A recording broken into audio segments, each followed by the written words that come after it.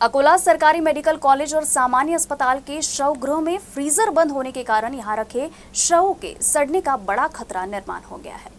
मुर्दा घर में फ्रीजर के संबंध में एक बड़ी तकनीकी खराबी के कारण फ्रीजर बंद है, इसलिए मौत के बाद भी अज्ञात शवों की उपेक्षा होती रहती है। जिले के किसी भी पुलिस स्टेशन की सीमा के भीतर एक अज्ञात शव पाए जाने पर और इलाज के दौरान किसी अज्ञात व्यक्ति की मृत्यु के बाद इन शवों को सरकारी मेडिकल कॉलेज और सामान्य अस्पताल के मुर्दा घर में पुलिस प्रक्रिया पूरी होने तक रखा जाता है। इस स्थान पर 12 शवों को रखने की अत्याधुनिक व्यवस्था की गई है।